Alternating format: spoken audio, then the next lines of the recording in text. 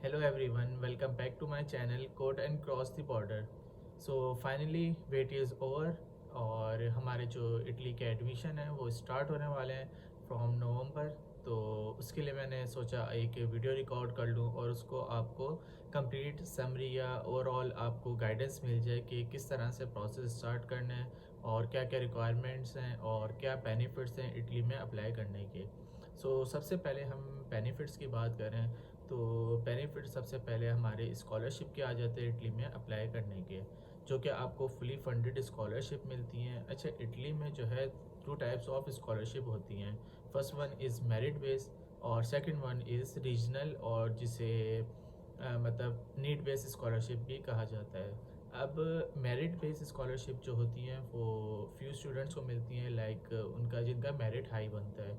But अगर बात की जाए रीजनल स्कॉलरशिप की तो वो ओवरऑल मतलब जो भी स्टूडेंट्स हैं उनको अपनी थोड़ी प्रोफाइल सेट करके शो करवानी होती है और वो नीड बेस्ड स्कॉलरशिप होती है जो कि मिलना आसान है बहुत। इसके अलावा अगर बात की जाए तो हमारी आ जाती है स्टडी रिक्वायरमेंट्स में। फॉर एग्जांपल अगर आप बैचलर में अप्लाई करना चाह रहे हैं तो आपके पास एफएससी होना चाहिए, जो कि बहुत इजी है क्योंकि आप बैचलर में जब एडमिशन के लिए अप्लाई कर रहे होते हैं तो आपकी लास्ट एजुकेशन एफएससी ही होती है। बट अगर हम उधर की बात की करें जर्मनी की, तो उसमें आपकी 13 इयर्स ऑफ एजुकेशन रिक्वायर्ड करते हैं। बट इटली की बात करें तो वो 12 years of education he required करते हैं। इसी तरह अगर बैचलर की बात की जाए तो अगर आपकी 4 इयर्स की डिग्री, अगर 3 इयर्स की डिग्री है तब भी एक्सेप्टेबल है। इसके अलावा अगर आपकी 2+2 है तो वो भी एक्सेप्टेबल है। तो इटली में अप्लाई करने के ये एक मेन बेनिफिट है कि आपको एजुकेशनल आपको एक तरह से कुछ मतलब डिफ़िकल्टीज फेस नहीं आती कि मेरी प्रीवियस जो डिग्री है वो इस फील्ड में तो मैं अप्लाई कर सकता हूँ या नहीं। बट अगर हम जर्मनी की बात करें तो आपको बहुत इस तरह की डिफ़िकल्टीज फेस होती हैं। इसी तरह अगर आपकी मतलब पीएचडी के लिए अप्लाई कर रहे हैं तो आपकी मतलब वही होनी चाहिए मास्टर, आपकी लास्ट क्वालिफ़िकेशन होना मस्ट है। ये हो गया आपकी एक तरह से प्रीवियस डिग्री के बेस पे जो आपने नेक्स्ट जो डिग्री करनी है उसकी रिक्वायरमेंट इधर पता लग गई। अब नेक्स्ट की बात की जाए, नेक्स्ट रिक्वायरमेंट आ जाती है आइल्स। आइल्स जो है इटली में रिक्वायर्ड नहीं है, बट अगर आप आइल्स कर लें तो वो बेनिफिट आपको देगी आपकी प्रोफाइल स्ट्रॉन्ग होने में। अदरवाइज़ आपसे रिक्वायर्ड नहीं करेंगे।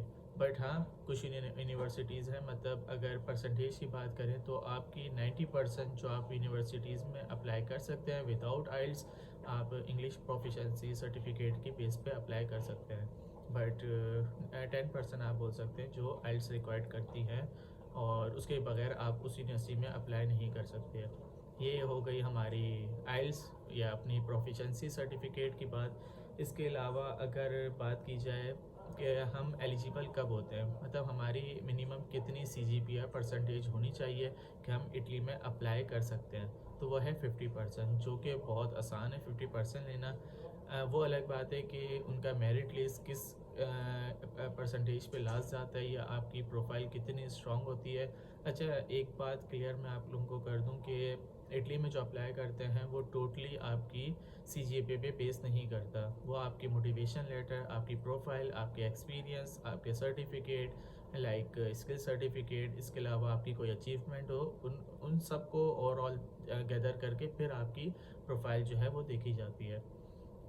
तो ये हो गई मिनिमम रिक्वायरमेंट की बात। स्कॉलरशिप का मैंने आपको बता दिया है। उसके अलावा अगर फॉर एग्ज़ाम्पल किसी स्टूडेंट को स्कॉलरशिप नहीं मिलती तो ये नहीं इशू कि भाई मुझे स्कॉलरशिप नहीं बनी है तो मैं किस तरह से फ़ीस अफोर्ड कर सकूँगा। इटली इज़ जो है बहुत अफोर्डेबल है जिसकी फ़ीस बहुत ज़्यादा कम है। फॉर एग्ज़ाम्पल अगर आपकी फ़ीस आपको स्कॉलरशिप नहीं मिली, ऐसा होता नहीं है, बट हम इस सिनेरियो को अज्यूम करते हैं कि आपको जो है स्कॉलरशिप नहीं मिली है तो आपकी फ़ीस जो है मैक्सिमम 300, 400, 500, 600 यूरो मैक्सिमम होगी। इससे ज़्यादा आपको नहीं मिलेगी पब्लिक यूनिवर्सिटीज़ में। प्राइवेट में जाएंगे तो वो आपको पता है कितनी ज़्यादा फ़ीसेस होती हैं। उसके अलावा अगर बैंक स्टेटमेंट की बात की जाए तो लोग बैंक स्टेटमेंट रिक्वायर्ड करते हैं कि फॉर एग्ज़ाम्पल अगर आपके 25 लाख भी हैं पाकिस्तानी तो आप एलिजिबल हैं।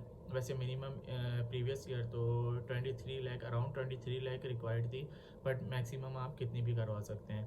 वेयर एज बात करें जर्मनी या इंग्लिश स्पीकिंग कंट्रीज़ की, तो उधर बहुत ज़्यादा रिक्वायर्ड हैं। यूएस में अराउंड 30,000, और वो डिपेंड करता है किस आप यूनिवर्सिटी में अप्लाई करें, कितनी फीसिस हैं, तो वो उन पे डिपेंड करता है।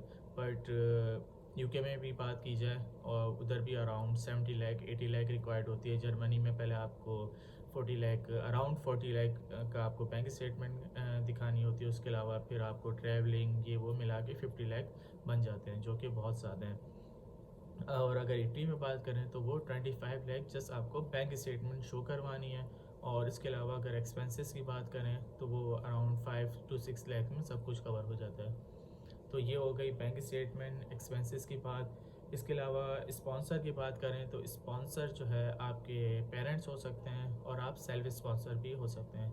अब सेल्फ स्पॉन्सर कैसे हो सकते हैं, लाइक आप जॉब करते हैं या फ्रीलांसिंग करते हैं, तो आप अपनी जॉब ये शो करवाते हैं। उसके अलावा आपकी सेविंग हो गई जो मंथली इनकम आती थी, या बहुत से रीज़न आप दे सकते हैं कि ये मैं स्पॉन्सर इसलिए बनाऊँ और मेरी सोर्स ऑफ इनकम ये है, और ये जो मैंने बैंक स्टेटमेंट शो करवाई है वो इस तरीके से आई है मेरे पास। अच्छा, इटली में जो रिजेक्शन है वो दो बेसिस पे आती है, आपकी इंटेंशन और आपकी बैंक स्टेटमेंट।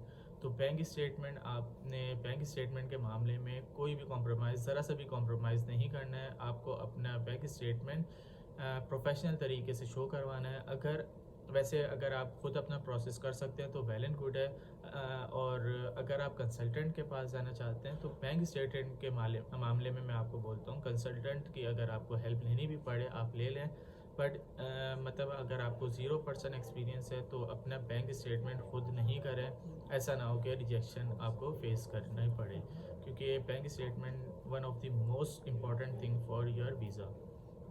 अच्छा, इसके अलावा आपकी इंटेंशन होती है। इंटेंशन आपने अपने कवर लेटर में, आपको एक मौका होता है कि उसमें आप अपनी इंटेंशन क्लियर करें कि आप जो है आपका मेन पर्पस स्टडी है, ये नहीं कि आप उधर जाके मतलब पहुँचें और वर्क वीज़ा या कहीं और गायब हो जाएं।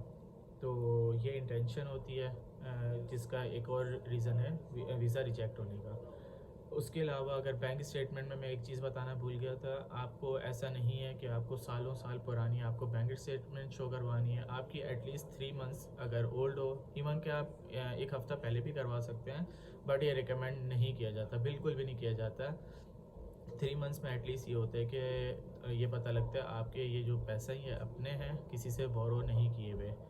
अच्छा, उसके अलावा इसकी बात की जाए कि पार्ट टाइम जॉब की, तो आपको पार्ट टाइम जॉब भी अलाउ होती है। आपको ईयरली कितने मतलब आवर्स आपको अलाउ होते हैं मुझे याद नहीं, बट जो मंथली हैं वो अराउंड 20 to 24 आवर्स जो है आपको अलाउ होते हैं, जिसमें आप पार्ट टाइम जॉब कर सकते हैं। आपको स्कॉलरशिप के भी पैसे मिलेंगे, आपको आपके पार्ट टाइम की जॉब के भी पैसे मिलेंगे, तो आप ईज़िली अपने एक्सपेंसेस बियर कर सकते हैं। इवन कि अगर आप जॉब ना भी करें तब भी ईज़िली आप एक्सपेंसेस बियर कर सकते हैं, क्योंकि अराउंड 7 to 8,000 आपको ईयरली स्कॉलरशिप मिलती है, जो कि इनफ है इटली में सर्वाइव करने के लिए। इसके बाद अगर बात की जाए, इजी सेटलमेंट है यहाँ पे। मतलब आपको 5 इयर्स एटलीस्ट यहाँ पे देना है, तो आप पीआर के लिए एलिजिबल हो जाते हैं। उसके बाद कुछ टाइम के बाद आप जो है अपने पासपोर्ट, कुछ है रिक्वायरमेंट, वो फुलफ़िल करने के बाद जब आप आएंगे हर चीज़ आपको पता लगती रहेगी, तो उसके बाद आप पासपोर्ट के लिए भी अप्लाई कर सकते हैं। बट पीआर की बात की जाए तो पीआर विदिन 5 इयर्स आपको मिल जाती है। 2 इयर्स का फॉर एग्जांपल आपका मास्टर हो गया, और उसके बाद आपने अपनी फुल टाइम जॉब सिक्योर करनी है। आपका जो मतलब यहाँ पे कॉन्ट्रैक्ट है वो स्टूडेंट से वो उस पे आ जाए, वर्क परमिट पे आ जाए, तो आप अपनी फैमिली को भी बुला सकते हैं। कुछ स्पेसिफिक रिक्वायरमेंट है उसकी कि आपकी सैलरी इतनी होनी चाहिए, और ये रिक्वायरमेंट है, वो आप फुलफ़िल करें तो आप अपनी फैमिली को भी बुला सकते हैं। तो ये इसी सेटलमेंट की भी बात हो गई। अच्छा, अब आपके रिक्वायर्ड डॉक्यूमेंट्स की बात करें तो all educational documents like inter की मार्कशीट, इंटर के सर्टिफिकेट, सेम एज मैट्रिक, और बैचलर की आपकी डिग्री और ट्रांसक्रिप्ट। इसके अलावा आइल्स हो गया, अगर नहीं है तो इंग्लिश प्रोफिशेंसी सर्टिफिकेट हो गया, एफआरसी और बैंक स्टेटमेंट। और इसी तरह के मतलब बैंक स्टेटमेंट के जो भी आपके स्पॉन्सर होंगे उनके फाइनेंशियल डॉक्यूमेंट्स जो जो होंगे वो मैं आपको बता दूंगा जब इस स्टेज पे पहुंचेंगे।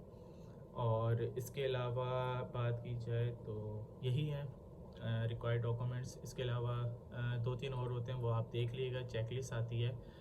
और इसके अलावा बात करें तो अपॉइंटमेंट का इशू, अपॉइंटमेंट का इटली में इशू बहुत है, बट वो उन स्टूडेंट्स के लिए जो अपने काम में सुस्ती करते हैं, हर स्टूडेंट्स के लिए नहीं है। फॉर एग्जांपल, आपने टाइम पे एडमिशन सिक्योर किया, आपने टाइम पे हर डॉक्यूमेंट्स कंप्लीट किए हैं और टाइमली फिर आपको आपकी अपॉइंटमेंट मिल जाती है। अगर आपने अपने डॉक्यूमेंट्स ही कंप्लीट नहीं किए हुए तो आपको आपकी अपॉइंटमेंट मिलना बहुत मुश्किल होती है। फॉर एग्जांपल, अगर कराची की बात करें तो कराची में बहुत इजी है अपॉइंटमेंट लेना, बट उन स्टूडेंट्स के लिए जिनके डॉक्यूमेंट्स कंप्लीट हैं, ऐसा ना हो वो मतलब सीमिया नहीं बना हुआ, आपके बैंक स्टेटमेंट नहीं बनी हुई, आप एफबीआर में रजिस्टर्ड नहीं है, तो ये इश्यूज़ जो उन स्टूडेंट्स को आते हैं जो कि मतलब ख़ुद अपने प्रोसेस कर रहे होते हैं, चीज़ों का नहीं पता होता, फिर एट द एंड आपको ये इश्यूज़ फेस करने पड़ते हैं। अच्छा, तो ये आपके हो गए कि अपॉइंटमेंट से किस तरह बचा जाए, मतलब इशू से किस तरह टैकल किया जाए। वो यही है, अपने टाइमली डॉक्यूमेंट्स रिक्वायर्ड जो भी रिक्वायर्ड हैं वो कंप्लीट करें एज सुन एज़ पॉसिबल। सीमिया के लिए टाइम पे अप्लाई करें, क्योंकि सीमिया भी अगर आपने नॉर्मल बेस पे कर रहे हैं तो वैसे अगर प्रॉपर डॉक्यूमेंट्स स्कैन करके भेजें, उसकी वीडियो मैंने बनाई हुई है, वो देख लीजिएगा। अगर जब सीमिया पे आप पहुँचें तो अगर आप उस तरीके से करते तो आपको विद इन 2 वीक आ जाता है। और अगर अर्जेंट करना चाह रहे हैं तो वो 100 यूरो एक्स्ट्रा पे करने होते हैं, वो तो बहुत जल्दी मिल जाता है, बट मैं रिकमेंड नहीं करता कि आप 100 यूरो फालतू का क्यों दें। तो ये है कंप्लीट प्रोसेस इटली का, जो कि इस वीडियो में मैंने कंप्लीट कवर कर दिया है। एडमिशन की बात करें तो नवंबर से स्टार्ट हो रहे हैं, काफ़ी यूनिवर्सिटीज़ के स्टार्ट हो जाएंगे, तो अपने डॉक्यूमेंट्स कंप्लीट करें और as soon as possible apply करें। उसके अलावा अगर आपको कंसल्टेंसी चाहिए हो तो उसके लिए भी आप कांटेक्ट कर सकते हैं। और अगर आप खुद मतलब अपना प्रोसेस करना चाहते हैं तो आपको कंप्लीट गाइडेंस मिल जाएगी यूट्यूब के मेरा जो चैनल है उस पर आप वीडियोस देखें। और अगर आप व्हाट्सएप का चैनल ज्वाइन करना चाहते हैं मेरा, तो वो भी उसका लिंक आपको मिल जाएगा डिस्क्रिप्शन में, उधर से ज्वाइन कर लें। तो आप जैसे स्टूडेंट्स वहाँ पे हैं तो एक दूसरे की हेल्प करें और इस तरह से जो भी कन्फ्यूजन हो डिस्कशन करके आप जो है उसे रिज़ॉल्व कर सकते हैं। बट अगर आप पर्सनल कोई इशू है और पर्सनल कंसल्टेंसी लेना चाहते हैं तो उसके लिए आप बात कर सकते हैं। तो ये आपको कंप्लीट मैंने बता दिया है और इसके अलावा ऐसा सच कोई रिक्वायरमेंट नहीं है। वीज़ा रेशो की बात करें तो वीज़ा रेशो इस साल बहुत अच्छा किया है, बहुत स्टूडेंट्स का वीज़ा लगा है, तो वो जो है टोटली आपका डिपेंड करता है आपकी प्रोफाइल पे। प्रोफाइल आप अपनी स्ट्रॉन्ग करें जितना पॉसिबल हो, अपनी सर्टिफिकेशन करें। और आइल्स वैसे रिक्वायर्ड नहीं है, बट मैं रिकमेंड करूँगा आप आइल्स कर लें। इससे ये होता है कि आपकी इंटेंशन क्लियर हो जाती है और आपकी प्रोफाइल स्ट्रॉन्ग होती है।